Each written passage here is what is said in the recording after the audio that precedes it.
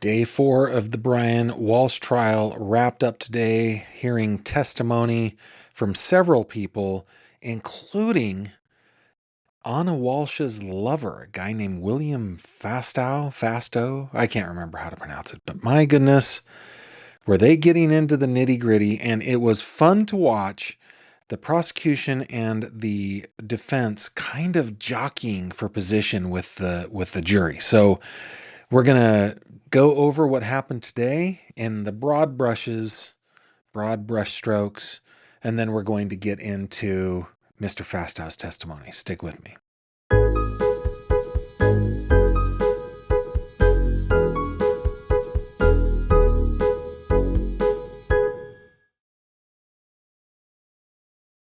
This video contains mature themes and discussions intended only for adult audiences. Viewer discretion is advised. Hello there, my friend. Welcome back. Thank you very much for joining me for another true crime conversation here on my channel, a channel where we like to cut through the fluff, the sensationalism of true crime, get into the nitty-gritty. But there's a lot of fluff here, man. I gotta admit, there's a lot of sensationalism. We're talking about a victim of a horrendous crime, Anna Walshe. Let's bring up Mrs. Walsh's picture, whose body was never discovered, never found, and whose husband has admitted to disposing of, but he has said nay. When it comes to the actual death, I don't even know what happened there. It's unexplained. And so we're going to get into that just a little bit. But before we do, how about we hop into some headlines?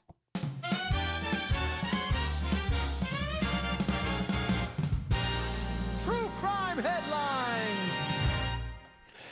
Hey, before I really get into the headlines, I always forget, but I'd really like to know where you guys are watching from, or from where each one of my esteemed viewers is consuming the content so deliberately and should I even say gracefully produced right here out of the fish family, La Casa Pez, let's call it. Anyway, yeah, tell me where you're from in the live chat. If you're on the rewatch crew, I'd love to see it in the comments. It's just, I don't know, I just really enjoy knowing where you guys are, making friends, maybe thinking about places that I've visited in the world. Anyway, okay, do I need to do the headline thing again? No, I don't think I need to. Let's just hop into this headline. Guys, we finally have some new news out of Letcher County, Kentucky. But before we get into that, hey, tomorrow night on the program, we have Elizabeth Jones from Hillbilly Crime joining us.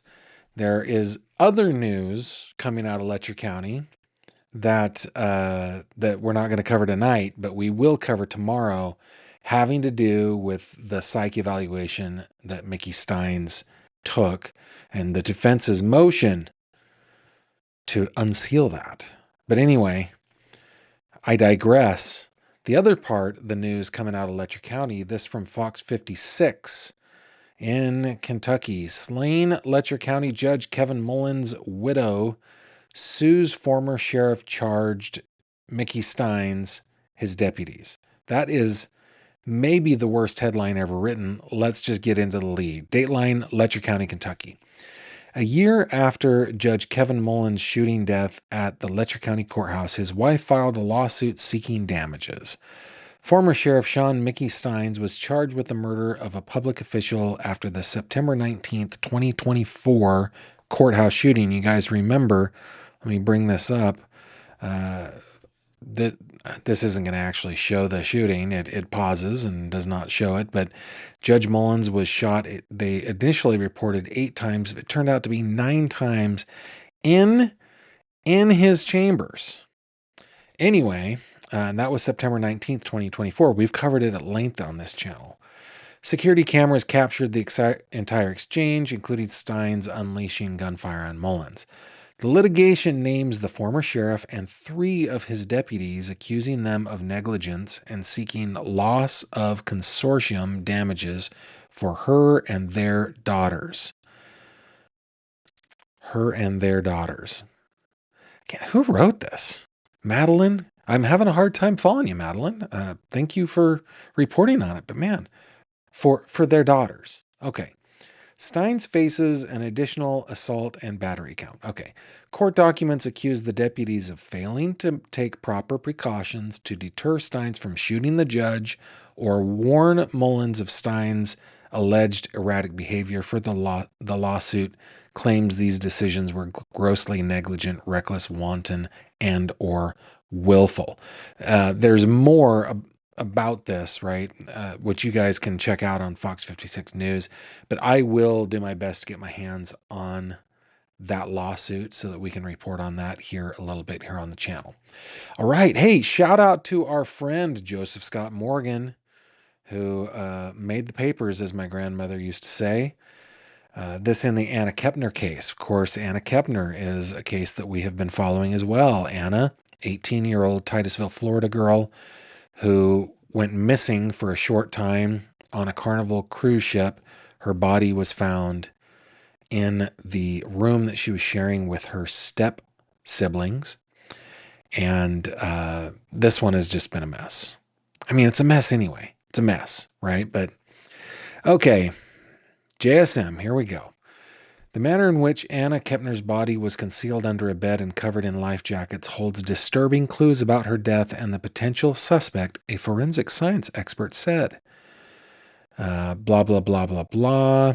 Kepner's death was potentially caused by a bar hold, an arm across the neck or face area, the outlet reported. The reported gruesome details surrounding the teenager's violent death exhibit a potential close connection between Kepner and her killer. Quote, "This is a very violent death. It's very personal, because if we are to believe what we have been, at least to this point, told, we're talking about probably quite a bit of blunt force trauma. It almost seems rather savage," Joseph Scott Morgan, a forensic science expert at Jacksonville State University, told the U.S. Sun. Continuing the quote, "Anytime we go out on a scene that is a death investigation, one of the things that we look at is the status of the remains.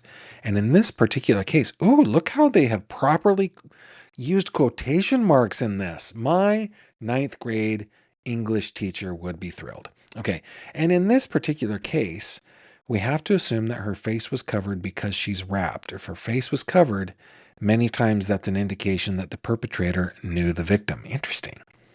There's something psychological between parties that go on when there is an intimate connection, and I don't mean that in a sexual way. I mean that like in a familial way.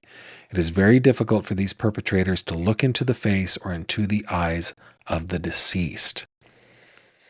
And as we know, her 16-year-old stepbrother has been named a suspect, at least according to court documents that were filed in a child custody hearing. Morgan, who also hosts the podcast Body Bags, added, "And no, not everyone that dies closes their eyes. That's a device that's used in Hollywood. Can you imagine that if you were within her intimate circle and you have just taken her life and you have to look down at her remains and her eyes are staring back at you? It's quite chilling." So, giving some love to JSM. Joseph is one of our very, very good friends. Check out that story on the Sun. Next one I have for you is in the Morgan Geyser case. Decision on where Morgan Geyser should be held to remain sealed. It's brought to us by Court TV. Dateline Waukesha. The Wisconsin Department of Health Services has made its recommendation on where Morgan Geyser should be kept as she awaits her upcoming hearing after escaping her group home. Geyser, one of the women, one of the little girls. She was a little girl when she attacked 12-year-old Peyton Leitner. Peyton is like 15 in these photos. She was a little girl. One of the little girls behind the 2014 Slenderman stabbing is currently being held at the Waukesha County Jail. She could either remain at the jail or be transferred back to the Winnebago Mental Health Facility. I think there were other options too. A decision DHS has already made. However, a judge ordered DHS's response to be sealed, meaning the department's recommendation on where Geyser should be held remains unclear. So I guess Cotton confirmed that he has filed a motion requesting that her hearing set for December 22nd be delayed. So we don't know where Morgan Geyser is. And again, that brought to us by Court TV, part of the Scripps Network. And then, lastly, this one from Crime Cod. Boston man pleads guilty in cold case mob era killings. Kate Bird wrote this up for us. Dateline Boston. Michael Lewis, 65, pleaded guilty to 2 counts of manslaughter, resolving 2 decades-old homicide cases, one of which prosecutors say may be linked to Boston mobster James Whitey Bulger. Lewis entered the plea on November 5th in connection with the killings of Brian Watson in 1984, 41 years ago. Oh, isn't that kind of deflating that 1984 was 41 years ago? 1984 was a very good year. Okay, first of all, yours truly, being a member of the Fish family, relocated our family to Orangevale, California in 1984. We arrived in June, and it was awesome to arrive because my dad had been there for months before working, and we had stayed back so that we could finish our, school year. So it was good to be with the whole family again. That, number one. Okay, number two. Hello, Michael Jackson's Thriller, right? 1984. It was a great year. Great year. Fact. Did Purple Rain come out in 1984? Was that 85 or 86 now that I think about it? I think it was 84. Doesn't matter. 84 was a good year. And William Villani, you know what that was?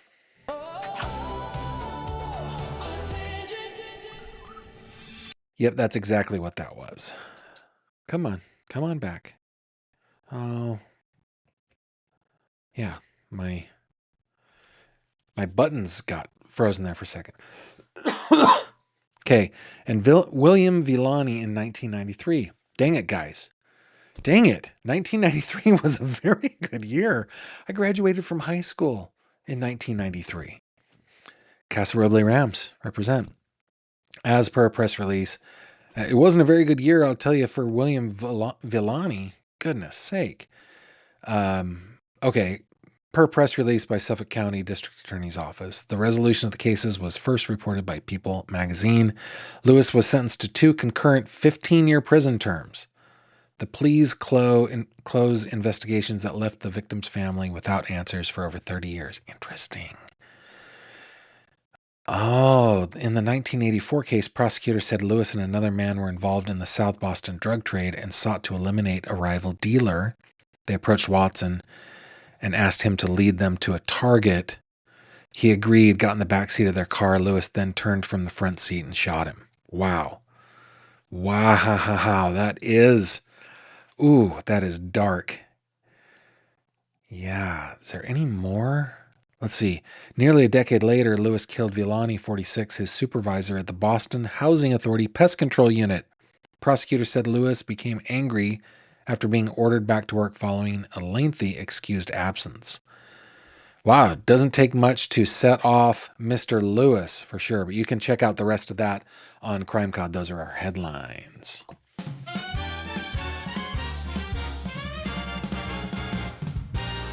True crime headlines. Okay. All right, guys, let's get into the case of the day. Of course, we are talking about the murder of Anna Walshe, 36-year-old mother of 3, who domiciled in D.C., also had a home in Cohasset, Massachusetts, the greater Boston area.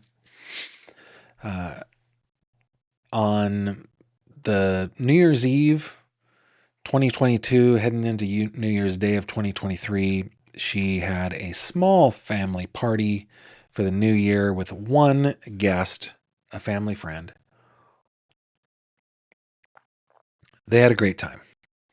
Guest goes home or away, wherever the guest went, and that was the last time anybody saw Anna. Anna was a Serbian, born in Serbia, and spoke multiple languages, highly educated, worked in D.C., was the family breadwinner. Her husband, Brian Walshe, is on trial for her murder. Prosecutors allege that he murdered her, and then he went after her with implements such as a hatchet, a hacksaw, a hammer, tin snips, shears. It's just so ugly, the whole thought of the choppy of this beautiful woman. Her body has never been found. Okay, and we've talked about this on the channel. We've talked about it. I don't need to go into the whole thing, but my goodness sake. Okay, the main thing that happened today was the testimony under direct examination, under cross-examination of one William Fastow. This is Mr. Fastow here.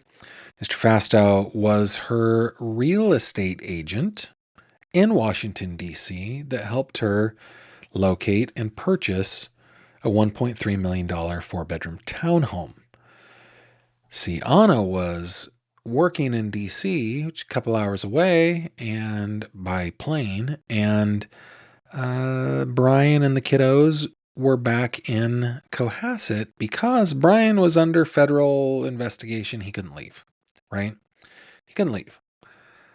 Well, Anna was feeling lonely and had an affair with this guy. It actually seemed pretty serious. Like, I mean, according to his testimony, it seemed like maybe this was heading to a dissolution of the marriage with Brian and to the beginning of a perhaps a cohabitation or something with William.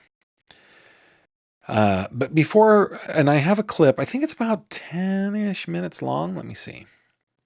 It's this clip right here. That it's 13 minutes long that we're going to watch. Be sure to put your comments in the live stream. Put GF in the comments so that I can see what you're saying in there. And then we'll watch that in a second. But I want to refer to my notes real quick. Let's bring up Anna again. And let me just kind of tell you the things that happened today, okay? Number one, messages between Anna and her boyfriend, William Fastow, the judge ruled, could be shown to the jury because it's reasonable to infer Brian saw them based on his own statements to police. So the affair texts between Mr. Fastow and Mrs. Walshe were allowed into the record. The jury got to see that. After Mr. Fastow, there was another testimony from a construction worker. He testified briefly about a hole in the ceiling Brian wanted fixed. He apparently texted him on January 6th, referring to their new address shortly after Anna vanished. So apparently some kind of hole was made in the ceiling, maybe during a struggle. I don't know, if you're lifting up a hatchet, I don't know. Why you would bring somebody in. Dude, you went to Home Depot, you went to Lowe's, get yourself some spackle. What a dill, honestly, right?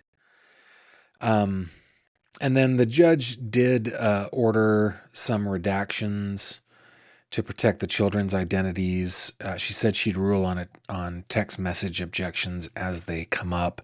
That's basically everything that happened. Now, Mr. Fastow testified about, the growing intimate relationship that he had with Anna Walshe. He talked about their plans. He talked about how Anna was frustrated with her marriage to Brian, especially not being with her kids full time. And that's got to be really tough, right? That does have to put an enormous amount of stress on a marriage. Mr. Fastow said she intended to tell Brian herself about the affair. That was, he talked about how she said that it had something to do with her integrity. If he was going to find out, she wanted to be the one to tell him. Mr. Fastow said that he spoke daily with Anna. He had a plan to have dinner with her on January 4th to discuss their future. He said that he grew worried when he stopped hearing from her. In fact, he said that he got a call from Brian, which he ignored, thinking, oh, okay, he found out and he's going to confront me about it. He went to check on Anna's home, didn't find her there, didn't find her car there. And then I think he said that he talked with Brian after a second call, and Brian left a message saying, hey, in fact, they played it in court. They played the message in court. Hey, Anna, we haven't heard from her. If you could check in on her, that kind of thing. He talked with Brian. Let's see. He also said that he called Anna's number from a different phone, hoping that she would pick up, thinking maybe something happened while she was back in Cohasset and she had blocked him. Let's see. The defense said that that Brian did not know anything about the affair. They pushed on Mr. Fastow on whether Anna ever said she planned to leave Brian or openly hinted that Brian knew. Fastow agreed Anna still spoke positively about her husband. And yeah. He turned over the text messages. Oh, he did say that he had deleted some of the messages before he turned them over to authorities. And I don't think that meant right before. Based on his testimony, to me, it seemed like, well, what he said was there were things that he had said to Anna that he was embarrassed about and he deleted them so that he didn't have to be reminded of them. So that was basically court today. Now, what I've done is I have gotten, and actually before we start this, let me just see what you guys are saying over here. Oh yeah, you guys are talking over here. This is good. This is good. Yeah, we got to see where everybody's from. Doodle-loo. Here we go. San Antonio is in the house. Jacksonville, Florida in the house. Mercer County in the house. Western PA representing more Western PA. Erie. Southeast Idaho. Western New York State. South Lake Tahoe. Hello, hello. Good to see you. Massachusetts. St. Augustine, Florida. Fairhope. Let's see. AL is Alabama, right? I think so. Birmingham, Alabama. Back again from Utah. Lexington, Kentucky. New Hampshire. From Brussels. I've only really transited through Brussels. I haven't spent any time there, but I have gone there, but not only to transit. I'm going from the north of France up into the Netherlands. Saginaw, Michigan, near Glasgow in the house. Good to see you. Let's see if anybody else. Where are we at? Okay. Bum. Tracy Kellum says, Gavin, Purple Rain was 84. Always go with your gut. Also, as a Michigander, the Tigers won the World Series in 84. I was 12. What a good year. That is a good year. Yeah, Purple Rain, dude. See, I wasn't a Prince fan at the tender age of 9, but as I was a fan of Michael Jackson, but I hadn't discovered Prince yet, not until probably a couple years later. In fact, I know it was a couple years later because there was a kid in my elementary school by the name of Wayne who did in the talent show at Trajan Elementary School a performance of Purple Rain, and he slayed. He was amazing. And from then on out, I called him Purple Wayne. He wasn't a friend. He was more of an acquaintance. I never called him that to his face, but anytime we were talking, dude, did you see what Purple Wayne did at the talent show? It was awesome. Okay. Shay says, I know this is off topic, but I wanted to commend you on how sweetly you speak of your wife. My snuggly bear, my sweetie pie, my one and only. So precious. Just wanted you to know that women appreciate a good man. Now find one for me. I am no good at finding. I'm not a matchmaker. I'm not a yenta. I've gone into full yenta mode because I have a 23-year-old son who is probably the most beautiful. He's probably the most beautiful young man you've ever seen, if I do say so myself. Takes after his mom. Who he doesn't think so, but I think desperately needs a girlfriend. I should show you a picture of this kid. Okay, I'm gonna do it. All right. Let me bring it up. See if I can bring it up the right way here.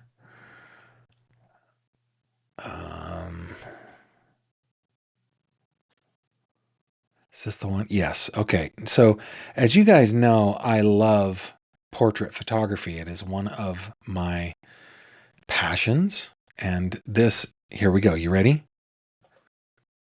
This is our son. I think he is in desperate need of a girlfriend or a friend that is a girl. So if you guys know anyone, reach out. Okay. All right. Let's go back to the old comentario. Okay, we've got Tecumseh, Michigan in the house. We've got Avon, Stratford upon Avon. Glad you are here. Suffolk is in the house. Yeah, you guys are awesome. So thank you for checking in on that. Now let's go over here. Now this, you will see during this video that I have made some cuts, right? And it'll flash through white, and that's how you know that I made some cuts, just so that we could hear it. You know what I forgot to do, though? I forgot to bump up the sound. I should have done that. I'm sorry. But let's just listen to Mr. Fastow's testimony. And let's see, I need to stop it to restart it. Here we go. Did you ever meet Anna's 3 children? I did not. What did Anna tell you about where her children were? Her children were living in Massachusetts. What did Anna tell you about why her children were not with her? She told me that her children were with their father, Brian Walshe, up in Massachusetts, and that they were there because his home confinement was predicated on him being the primary caregiver. Objection, Yana. No objection, apparently. When did Anna tell you that? Fairly early on. She had attempted to apply for a insurance policy, blanket coverage policy for her house, and the company she had reached out to was unwilling to underwrite the policy, and they had disclosed to her that it was because of Brian's history. What did Anna tell you about how she felt about her children not being with her in D.C.? Probably not, Nicolette. Initially, she felt that it was something necessary for her to get through, but as time came on, it became a significant issue for her. It deeply upset her, and in time, she was even despondent about it. Jurors, I'm going to give you a mid-stream brief instruction. You're going to hear through this witness evidence of Anna Walsh's state of mind. And it is limited to the purpose of establishing her state of mind as may be relevant to the defendant's motives in this case. Evidence cannot be considered as proof of the criminal act that is charged in this case. You may proceed. Oh, she let slip the Anna. acts. What do you mean despondent? She was deeply upset about it. She was troubled. I think she was concerned about her role. As to, I think. All right. Restate the question, and I'll have the answer. What do you mean despondent? Anna felt deeply disappointed that she wasn't in a position to be the mother the children deserved.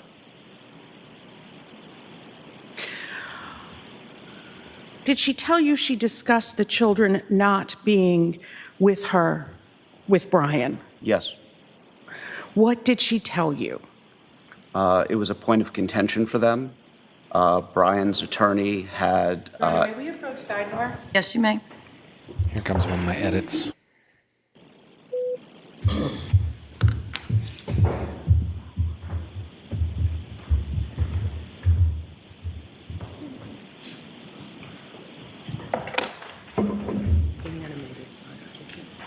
By the way, you know how on TV shows when they do a sidebar, it seems like the judge is angry with the lawyers. Oh, make it quick, or step away. Those kinds of things. I've never actually seen that in actual court. Sidebars are appropriate almost always.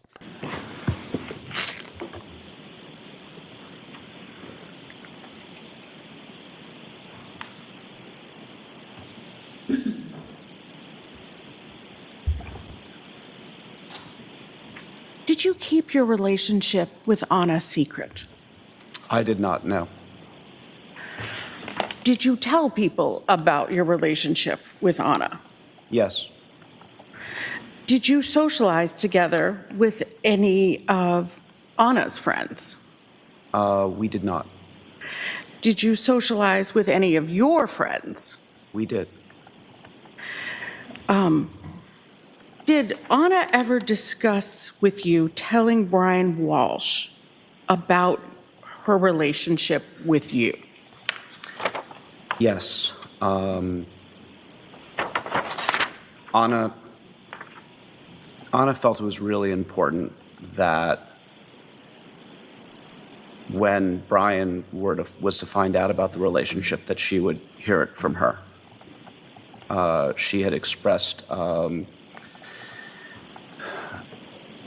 great concern, and I think she felt it would be a strike against her integrity if he found out a different way.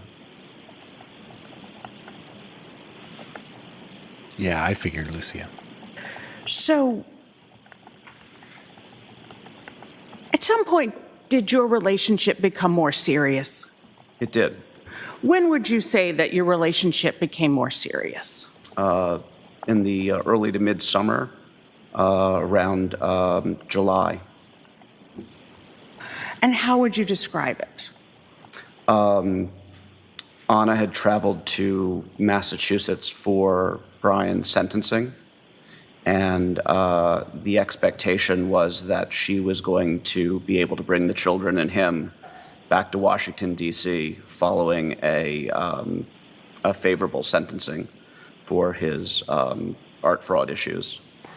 And that sentencing was delayed because of investigations of Objection, Your Honor. Yes, sustained. At that point, The judge was like, Were you- somebody please object here. Yes, sustained. The prosecution's like, yeah, just let him keep talking. That's totally cool. Wow, the defense was sleeping on that one. seeing other people? prior to that, yes, And at that point, did you stop seeing other people? I did. And did you begin spending holidays together? Yes, And did you spend Thanksgiving together of 2022? Lucia, I'm so sorry. I always say Lucia because it's just the Spanish pronunciation. I'm sorry. Lucia. we did. And what plans did you and Anna have for Thanksgiving of 2022? We had planned a trip to Dublin, Ireland together. And How does one go on an international vacation with one's lover without one's spouse finding out about it? It must have been her saying, yeah, I'm going to go see mom in Serbia because I know that she went there after. But that takes a lot of chutzpah, right? You're going overseas with your lover and your spouse somehow doesn't know. I don't buy that Brian didn't know about it. I just don't think that is a thing that could even be possible. I mean, you would have to be James Bond level spycraft. You would have to employ James Bond level spycraft to get away with that, right? Anyway, when did you get to Dublin? I believe we left on the 23rd or 24th of November. Did you fly together to Dublin? We did, And how long were you in Dublin? until the 27th. And then where did Anna go after Dublin? She flew to Serbia to see her mother via Paris. I'm sorry, via Paris, you said? Yes. Okay. And where did you go after Dublin? I returned to Washington. They met because he was her realtor in Washington, D.C., and they met through a mutual friend, Jem. Well, we hear that name all the time. But that is how they met. And did you and Anna have plans Good for point, Minnie. Christmas Eve? Yes. And what did you do for Christmas Eve? We drove out to Annapolis to have dinner with friends of mine. And where did you have dinner? The Annapolis Yacht Club. And where did you and Anna go after dinner in Annapolis? We went back to my home in Washington. And did you spend the night there together? We did. And what did you do on Christmas morning? It had snowed the night before, so Anna's flight had been delayed or canceled. She left because I was taking custody of my children either later that day or the next day in anticipation of taking a winter vacation with them. Was there any discussion about credit cards? Yes. And what was that? Anna was the primary breadwinner with her job in Washington. And one evening, she was looking through her credit card statement and had found numerous charges that Brian had made. And they had had a conversation about it that was heated. It was about some sports memorabilia that he had purchased for some sort of sports memorabilia business.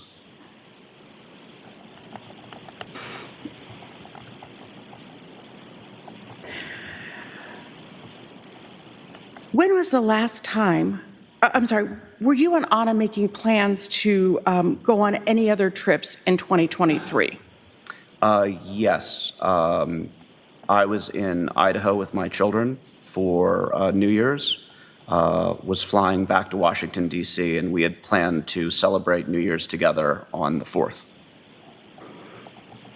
And were you going to go to any other locations together, any vacation locations? While we were communicating over New Year's, we had talked about doing a trip to New York City. Tishman Speyer, the company that Anna works for, has an ownership interest in Rockefeller Center. So she had mentioned wanting to go to New York, and we had discussed it. I think we may have even planned it at one point. But I was concerned coming back from Idaho that I would need to be back on the job, and I didn't want to commit to travel before coming back to the office. So you said you went to Idaho. When was that? I left early morning, December 27th. And did you communicate with Anna while you were in Idaho? I did. And how did you communicate? Through text message and through Instagram. And how did you communicate through Instagram? Through the private messenger feature. And what is the private messenger feature? Within the application of Instagram, you can send a private message to users. Okay. And did you voluntarily provide text messages? I didn't set this up very well, but obviously this is direct examination by the prosecution here. From between you and Anna to the Commonwealth? Yes, I did. I think you had mentioned that. Okay, and now we're on to the defense. This is cross-examination by the defense. Mrs. Walshe, Anna Walshe, had described an argument that she had with Brian Walshe about some charges on a credit card. Yes. So they had an argument about finances or money. Yes. Okay. During your marriage, did you ever have an argument or disagreement with your wife about finances or money? Yes. You had also mentioned that there was This is like chess, right? Setting things up. Okay, so they fought about something. Have you ever fought with your wife about something? Finances? Perfectly normal is what they're setting up to tell the jury. argument, I guess, on or around Christmas Day between Anna Walshe and Brian Walshe, right? Yes. Okay. And am I correct? Excuse me. Am I correct that this argument was because she was delayed in coming home? Yes. On Christmas Day? Yes. Okay. And so it's Christmas Day, they have 3 sons, and her flight gets canceled, and she's late coming up, right? Yes. And so from what you talked to her about, that was upsetting to Mr. Walsh. Yes.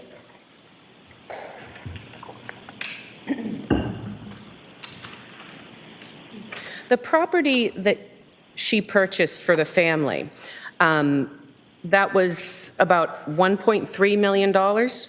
Yes. And was it paid for in I did cash? notice Was there a that. mortgage? I believe there was a mortgage. Okay. And it was a 4-floor townhouse? Yes. How many bedrooms? 4. 4. So 1 for each boy, and then a master bedroom for Mr. Walsh and Anna Walsh? Correct. 4-story townhouse. Guys, our house is 3 stories. We technically have 4 because of the basement, but I don't want to live in a house that has all those stairs, man. But Anna was a physically fit, attractive woman. Maybe that was it. Maybe she's like, stairs, yeah. Okay.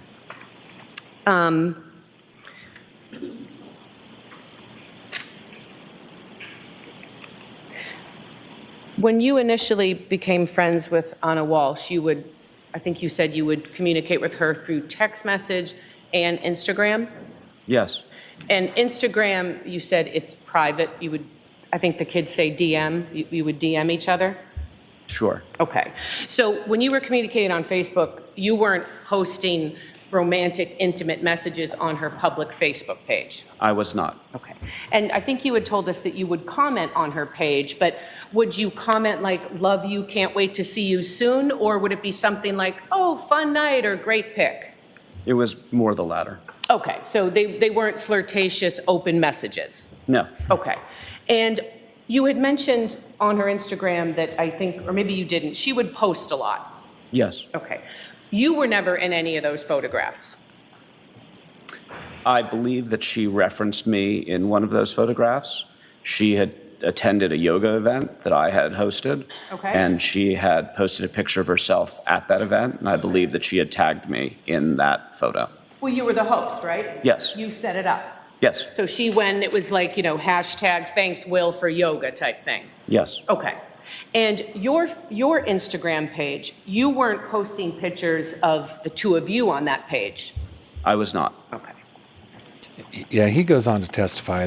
That's all I prepared for you guys, but he went on to testify that he didn't want his son to know that he was in another relationship so soon after a separation from the mom. He talked a lot about that. I'm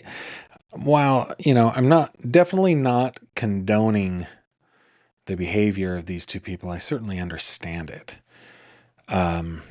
Let's see. Mooney says, in DC, you find townhomes that go up instead of a single family. Those are so incredibly expensive. Yeah. I just, living in a 3-story house, I don't want a 4-story house. I want a 1-story house.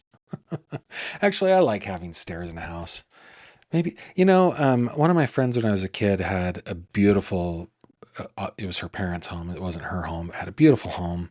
Actually, I can think of a couple of girls that I really liked back in the day where they had these big, beautiful homes with grand staircases, and the kids' rooms were up on the 2nd floor, but the master bedroom was down on the 1st floor. I think that's what I want.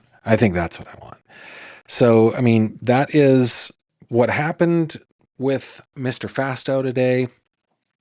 I don't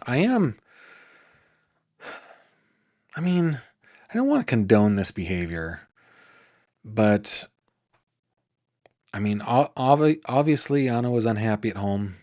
She had a husband that was under federal indictment, and it wasn't just an indictment. He had pleaded guilty, right? So, yeah, I don't know.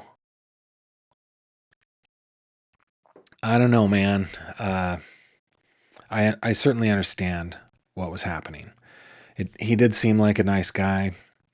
It seems like Anna was happy with him. It's just, I can't imagine just 2 years later. It's almost 3 now, right? because we're at the end of 2025. Dude, I would be a blubbering mess up there. I'm a little too in touch with my feelings, I think. Autumn, what is Autumn saying here? You have 4 bedrooms upstairs and yours is downstairs. Lucky you. Yeah, that's what I want. Our house was built as an entertaining venue. So the first floor is, if you take out, okay, think of the Clue board, the game board for Clue, okay? And replace a billiard room, or the billiard room, with a music room, and that is our house. That's the first floor of our house. The second floor, because it's built in the Victorian,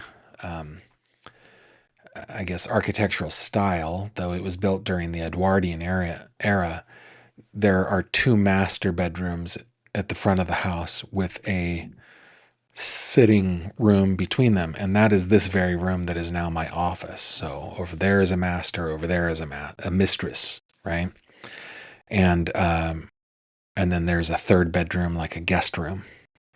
And then on the 3rd floor, which when the house was built was a ballroom. Of course, on the 2nd floor, we have other rooms too, but not bedrooms. And then on the 3rd floor, which was at one time a ballroom, we have an apartment that has 3 bedrooms and a bathroom and stuff like that up there for the kids. That's the way our house is set up. Man, that was a... You know what I'm going to do. You know what I'm about to do. I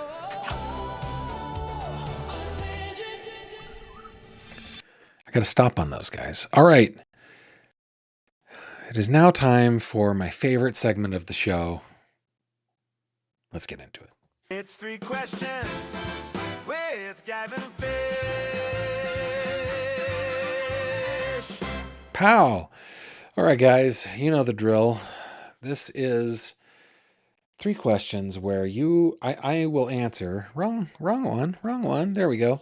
I will answer questions that you guys send to me where no subject matter is off limits. In fact, I enter into a solemn promise that I will not avoid questions. I will answer them. And so send your questions to 3questions@gavinfish.com. A couple of you, hopped into the old contact page on my website. Send it. That's fine too. It all comes to the same place. I might start showing who sent in the question. I don't know. What do you guys feel about that? Let me know. All right. Question number 1 for the day: boxers or briefs? I say yes. Whatever makes you comfortable. I personally am a fence sitter on this. I wear boxer briefs. I have never worn boxers. I have owned exactly 1 pair of boxers, which was a strangely intimate gift to a teenage boy. It communicated the right thing, and I was into it, but never wore boxers. And I have not worn briefs for since I was a boy. So yeah, I'm all about the boxer briefs. Those are my questions. Okay. All right. Question number 2. What is your favorite memory of Lake Tahoe? Well, that's a good question. Of the actual, I'm going to take it as the area of Lake Tahoe, not necessarily on the lake, because who spends that much time on the lake? It's cold, right? I've been on the lake a couple times, but I was cold the whole time. So I'm going to take your question as the Lake Tahoe area. Okay. Let's see. When Jackson, our oldest son, had just been born, we had a family reunion up in Lake Tahoe at the home of friends of Kimberly's grandparents. I'm not going to give it all away, but it was, and these friends of Kimberly's grandparents were the woman was also one of my wife's elementary school teachers and her siblings as well, right? So like she taught all of them, almost all of them. And we had this giant home that we had rented, or well, her grandparents had rented, and everybody was in town. And this was the first time that I was meeting parts of that side of the family. So that was a lot of fun. We played a game of spoons where my little brother-in-law, who was probably 15 at the time, and he was a big boy. He is a specimen of a human being these days, but when he was a teenager, he was he was the round mound of, not rebound. He couldn't get 2 inches in the air. But anyway, we had this game of spoons where he went flying after a spoon on this giant, beautiful pine table and broke that thing in half. Mom and Papa had to take care of that bill. Sure. The single solitary time that I ever went snow skiing, I just not a skier, was at a resort there at Lake Tahoe. Can't remember which one, but I think it was, what's the famous one where the Olympics were? Why am I blanking on that? Yeah, I can't remember which one it was. Anyway, I went on a date. I think I was 18 years old, I think, and the girl that I went with was the little sister of my close friend, and she is awesome. And it wasn't like, it was just a hey, let's go skiing kind of thing. It was a lot of fun. We went snow skiing. That was a fun day. It's the only time I've ever skied, and it was fun. I don't know why I haven't done it since. It's just not my thing. When it comes to the outdoors, I'm really more of a motorized sport guy. I love snow machines. I love quad runners. I really love dirt bikes. I love airplanes, as you guys know. I consider that an outside sport. I've got a good picture. I'll show it to you another time of an open cockpit plane that I have flown. Yeah. So I don't know. I did help a guy repo a boat one time in Lake Tahoe. That was pretty fun. All right. Yeah. So I don't know. I have a friend who lives in South Lake Tahoe that we'd go up and stay at his place. That was always fun. Yeah. I can't. Oh, I've gone.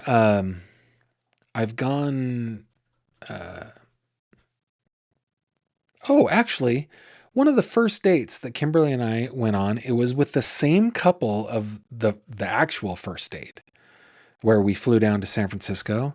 So this might have been like our third or fourth date. Same four of us. It was before I had my pilot certificate. So I definitely wasn't the pilot here, but we flew in to South Lake Tahoe. Had dinner at, like, I think that was Harrah's at the time. I don't know what it is now. And then the South Lake Tahoe airport, you go in and you go out the same direction. So, well, that you come in over the lake and then you depart out over the lake. And because you're at such high altitudes, your planes don't really perform like they would at lower altitudes where I was taught to fly, where we're like 100 feet above sea level. Up there, you're at whatever it is, 5,000 or 6,000, and it just doesn't perform. So you have to kind of climb out over the lake, and it's a beautiful, beautiful view. So that was fun. That was a really fun time. In fact, come to think of it, we had Kimberly and I with a group of friends. We had friends that had cabins.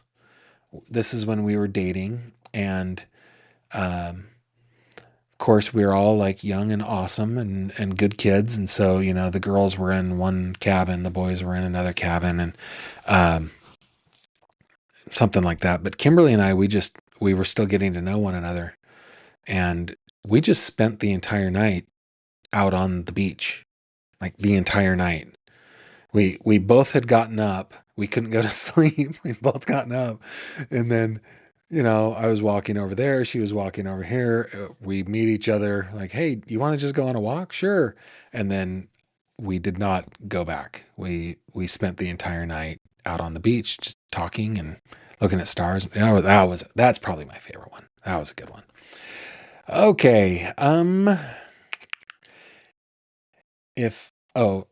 I wrote this wrong because you told me that I could reword it. But basically the question is, if you could sit down for an afternoon fireside chat where everyone had to be honest, who would you do it with? Maybe a couple of examples. Okay, I've been thinking about this. I think it'd be Ben Franklin. That guy, because that guy was a character, man. That guy was a character. Like, I know he's one of our founding fathers, and we're not supposed to speak ill of the dead, but that guy was a horrible person. And I bet he had stories that I would love to hear. So yeah, I guess Ben Franklin would be one. Um, after my conversation with my buddy over on Quantum Mixtape, Candy V, um, I've been thinking about Miguel Cervantes because we had talked about how the last novel that I read was Don Quixote, El ingenioso hidalgo Don Quixote de la Mancha. Yeah, I read it in the original Spanish. I really enjoyed it, and he told me about how, Cervantes was actually a trailbreaker in the way that he wrote that, and I would love to talk with Cervantes. I think that would be fun. So Miguel Cervantes, definitely one of those guys. Um, you know, uh, I would love to have just hours to sit down with like Cheetah Rivera, Rita Moreno, um, Christopher Walken, um, B. Arthur, kind of the old guard of the New York stage. That would be fun. That'd be fun. Yeah. So that is, I guess that would be it. I can't think of anything else, but hopefully that is enough. And those are your 3 questions. All right. Don't forget to send your questions to 3questions@gavinfish.com. I don't get all that many questions, guys. So send them in, 3questions@gavinfish.com. It's spelled out, or go to my website and put it in my contact form. It's 3 questions with Gavin Fish. Pow! Okay, speaking of my website, y'all, let me just remind you, okay? Number 1, boom. Tomorrow, 6 p.m. Eastern Time, we are welcoming back to the show Elizabeth Jones from Hillbilly Crime. Please join us then. That should be a fun conversation. We've got a lot of breaking news coming out of Letcher County that we're going to be talking about. If you go to my website, which is always linked down below, gavinfish.com, you can reach me by clicking on the little envelope icon up in the upper right. That's another way you can send in 3 questions if you would like to. Or I always point this out. If you click on the little fishy icon, that will take you to the fish tank where we hang out. Now, I wanted to show this photo, okay? This photo was posted by my little sister, Tiffany. All right. Notice how happy she is. This is for Halloween. I was obviously a ninja. She was obviously a cheerleader. Now, she did not have the spirit. All right. She did not have spirit. No, she didn't. Not in that picture anyway, but it was so cute that she posted this.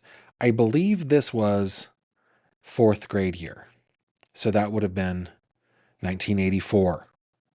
I would have just turned 9. And I just want to point out the little fire extinguisher here. Do you know why that's there? Because we're fire, man. We're fire. Anyway, check us out on the fish tank and join us if that is your thing. You're always invited to do that. Just check a couple comments before we go. I think we got about a minute. Squaw Valley. Sharky Sharona is saying that it was Squaw Valley. It's now Palisades. I think that was where we skied. Squaw Valley. Who says this? Tiff Knox says Commando is king. Lucia says, my favorite memories of Lake Tahoe was when I was about 4 years old. I would go off with my aunt's dogs and remember finding a field to fall asleep with dogs and returning home when the sun set. Oh, that sounds romantic, and romantic in the way of just not in like sexual romance, but romance. You know, that's beautiful. Let's see if there's anything else you guys want me to say. Tiff says, right, Gavin. And I think you said that when I talked about the cabins when Kimberly and I were getting to know each other. I'm telling you, that's all we walked and talked and talked and walked. We laid down on the beach. We looked at the stars. We did make out a little bit. That is true. But no, we were good kids, man. We were very good kids. Robin chooses Leonardo da Vinci. Yeah. Yeah. And then Ohio Palm Mom says, I heard that B. Arthur was really not a nice person. Well, neither was Ben Franklin, but I'd sure like to talk to him. Guys, thanks so much for joining me tonight. Remember, we're going to come back tomorrow night, 6 p.m. Eastern with Hillbilly Crime to talk about the Kevin Mullins murder. And until then, I bid you adieu. Thank you very much for being here. I'll catch you on the next one. Bye-bye. Thank you very much for watching this video. If you liked what you saw, please consider subscribing. And if you have any questions or comments, please leave them below.